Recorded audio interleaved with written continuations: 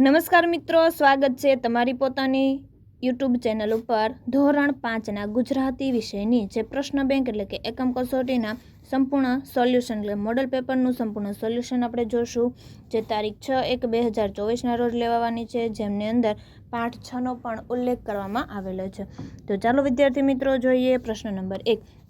કૌંસમાંથી યોગ્ય શબ્દ પસંદ કરી ખાલી જગ્યા પૂરો, જેના ગુણ છે 5। નંબર 1, ખાલી જગ્યાનું મોં વધી વધીને મોટું ગોળ મટોળ થતું, તો જવાબ આવશે ચંદ્ર। નંબર 2, છોકરો ખાલી જગ્યા પકડી પર્વત ચડવા માંડ્યો, તો વેલા। નંબર 3, તાપણાની આસપાસ બેઠેલા લોકો ખાલી જગ્યાની વાતો કરતા હતા, ઘર બહાર। નંબર 4, ખાલી જગ્યા દિવસ હોય કે રાત રોજ દેખાતા, વાદળ।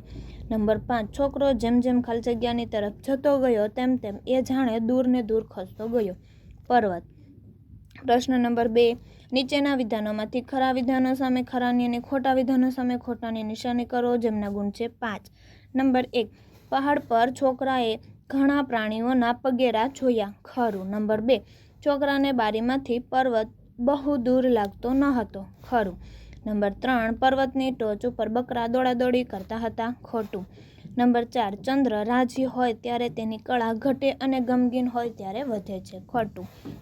નંબર 5, કોઈ વાર તારાઓના હોઠ હાલતા અને ચંદ્ર મુગ્ધ થઈને એમનો કવિતા પાઠ સાંભળતો જણાતો, ખરું।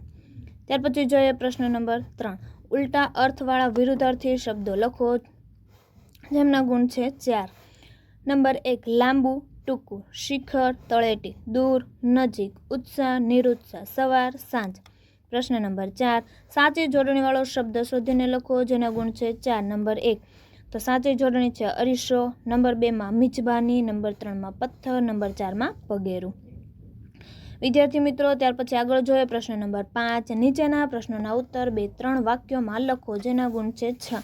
નંબર 1, છોકરાને પર્વત પર જવાનું કેમ મન થયું, તો કે છોકરાને થતું કે વાદળ સાથે રમનારા, તારાઓ સાથે ઠઠ્ઠા કરનારા, ચંદ્ર સાથે મિજબાની કરનારા, એ પર્વત પર રહેનારા કેવા હશે। પર્વત પર જવાથી તેને અંબરનું સઘળું રહસ્ય સમજાઈ જશે। ઘરની બારીમાંથી બધું દેખાતું ન હતું, તેથી છોકરાને પર્વત પર જવાનું મન થયું। નંબર 2, છોકરો છેલ્લે દુઃખી થાય છે કેમ, તો કે હા, છોકરો છેલ્લે દુઃખી થાય છે કારણ કે પર્વત પર તે જે જોવા અને જાણવા આવેલો એમાંનું કંઈ જ ન હતું। આમ તેનું સઘળું અચરજ ચાલ્યું જવાથી, એટલે કે હવે કોઈ જ જાતનું અચરજ એટલે કે શેષ ન રહેવાથી તે દુઃખી થાય છે।